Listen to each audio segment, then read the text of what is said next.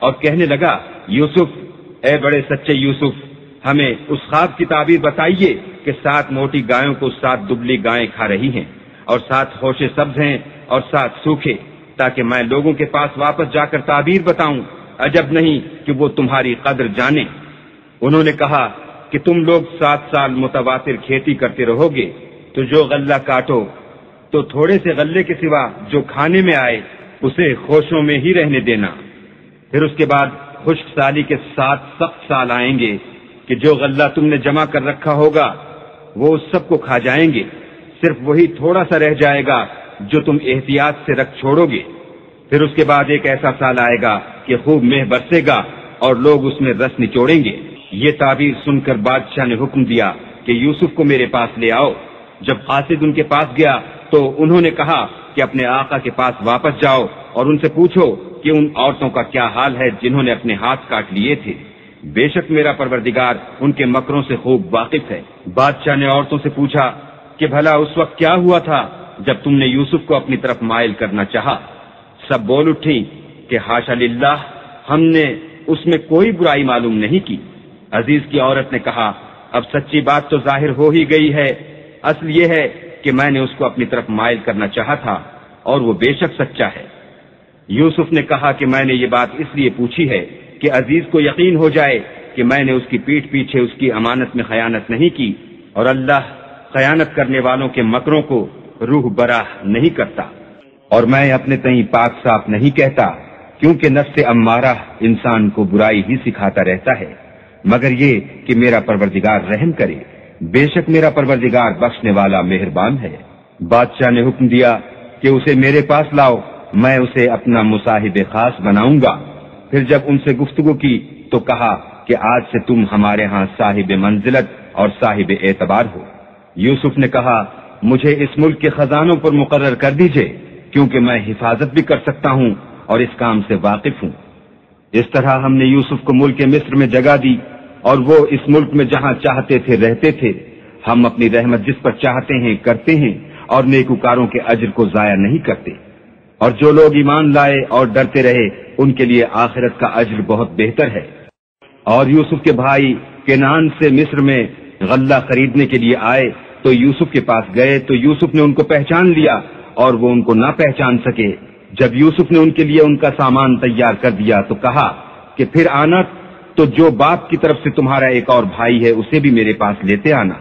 کیا تم نہیں دیکھتے کہ میں ماپ بھی پوری دیتا ہوں اور مہمانداری بھی خوب کرتا ہوں؟ اور اگر تم اسے میرے پاس نہ لاؤ گے تو نہ تمہیں میرے ہاں سے غلہ ملے گا اور نہ تم میرے پاس ہی آ سکو گے۔ انہوں نے کہا کہ ہم اس کے بارے میں اس کے والد سے تذکرہ کریں گے اور ہم یہ کام کر کے رہیں گے۔ اور یوسف نے اپنے خدام سے کہا کہ ان کا سرمایہ یعنی غلے کی قیمت ان کے شلیتوں میں رکھ دو، عجب نہیں کہ جب یہ اپنے اہل و عیال میں جائیں تو اسے پہچان لیں، اور عجب نہیں کہ یہ پھر یہاں آئیں۔ جب وہ اپنے باپ کے پاس واپس گئے تو کہنے لگے کہ ابا، جب تک ہم بنیامین کو ساتھ نہ لے جائیں ہمارے لیے غلے کی بندش کر دی گئی ہے، تو ہمارے ساتھ ہمارے بھائی کو بھیج دیجئے تاکہ ہم پھر غلہ لائیں اور ہم اس کے نگہبان ہیں۔ یعقوب نے کہا کہ میں اس کے بارے میں تمہارا اعتبار نہیں کرتا، مگر ویسا ہی جیسا پہلے اس کے بھائی کے بارے میں کیا تھا، سو اللہ ہی بہتر نگہبان ہے اور وہ سب سے زیادہ رحم کرنے والا ہے۔ اور جب انہوں نے اپنا اسباب کھولا تو دیکھا کہ ان کا سرمایہ واپس کر دیا گیا ہے۔ کہنے لگے ابا، ہمیں اور کیا چاہیے؟ دیکھیے یہ ہماری پونجی بھی ہمیں واپس کر دی گئی ہے، اب ہم اپنے اہل و عیال کے لیے پھر غلہ لائیں گے اور اپنے بھائی کی نگہبانی کریں گے اور ایک بار شتر زیادہ لائیں گے۔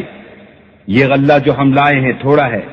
یعقوب نے کہا کہ جب تک تم اللہ کا عہد نہ دو کہ اس کو میرے پاس صحیح و سالم لے آؤ گے، میں اسے ہرگز تمہارے ساتھ نہیں بھیجنے کا، مگر یہ کہ تم گھیر لیے جاؤ یعنی بے بس ہو جاؤ تو مجبوری ہے۔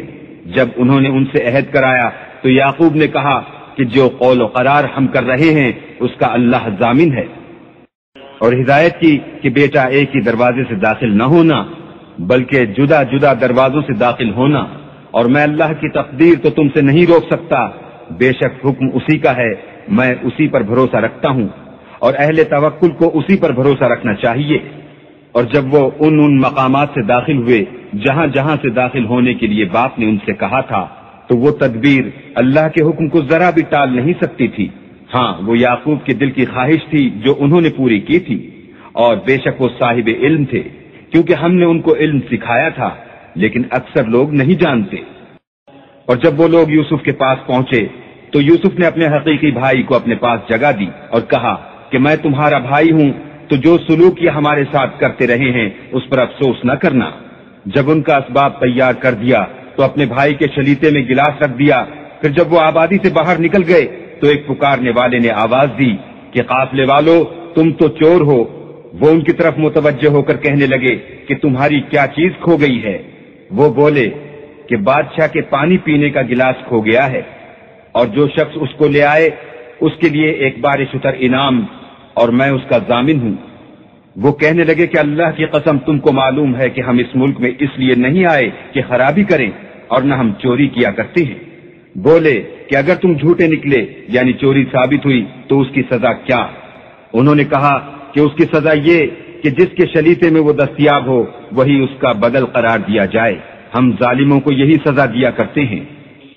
پھر یوسف نے اپنے بھائی کے شلیتے سے پہلے ان کے شلیتوں کو دیکھنا شروع کیا، پھر اپنے بھائی کے شلیتے میں سے اس کو نکال لیا۔ اس طرح ہم نے یوسف کے لیے تدبیر کی، اور نہ بادشاہ کے قانون کے مطابق۔ وہ مشیت خدا کے سوا اپنے بھائی کو لے نہیں سکتے تھے۔ ہم جس کے چاہتے ہیں درجے بلند کرتے ہیں، اور ہر علم والے سے دوسرا علم والا بڑھ کر ہے۔ برادران یوسف نے کہا کہ اگر اس نے چوری کی ہو تو کچھ عجب نہیں کہ اس کے ایک بھائی نے پہلے بھی چوری کی تھی۔ یوسف نے اس بات کو اپنے دل میں مخفی رکھا اور ان پر ظاہر نہ ہونے دیا، اور کہا کہ تم بڑے بدقماش ہو، اور جو تم بیان کرتے ہو اللہ اسے خوب جانتا ہے۔ وہ کہنے لگے کہ اے عزیز، اس کے والد بہت بوڑھے ہیں اور اس سے بہت محبت رکھتے ہیں، تو اس کو چھوڑ دیجئے اور اس کی جگہ ہم میں سے کسی کو رکھ لیجئے۔ ہم دیکھتے ہیں کہ آپ احسان کرنے والے ہیں۔ یوسف نے کہا کہ اللہ پناہ میں رکھے کہ جس شخص کے پاس ہم نے اپنی چیز پائی ہے اس کے سوا کسی اور کو پکڑ لیں، ایسا کریں تو ہم بڑے بے انصاف ہیں۔ جب وہ اس سے نا امید ہو گئے تو الگ ہو کر صلاح کرنے لگے۔ سب سے بڑے نے کہا کیا تم نہیں جانتے کہ تمہارے والد نے تم سے اللہ کا عہد لیا ہے، اور اس سے پہلے بھی تم یوسف کے بارے میں قصور کر چکے ہو؟ تو جب تک والد صاحب مجھے حکم نہ دیں میں تو اس جگہ سے ہلنے کا نہیں، یا اللہ میرے لیے کوئی اور تدبیر کرے، اور وہ سب سے بہتر فیصلہ کرنے والا ہے۔ تم سب والد صاحب کے پاس واپس جاؤ اور کہو کہ ابا، آپ کے صاحبزادے نے وہاں جا کر چوری کی، اور ہم نے تو اپنی دانش کے مطابق آپ سے اس کے لے آنے کا عہد کیا تھا، مگر ہم غیب کی باتوں کے جاننے اور یاد رکھنے والے تو نہیں تھے، اور جس بستی میں ہم ٹھہرے تھے وہاں سے یعنی اہل مصر سے، اور جس قافلے میں آئے ہیں اس سے دریافت کر لیجئے، اور ہم اس بیان میں بالکل سچے ہیں۔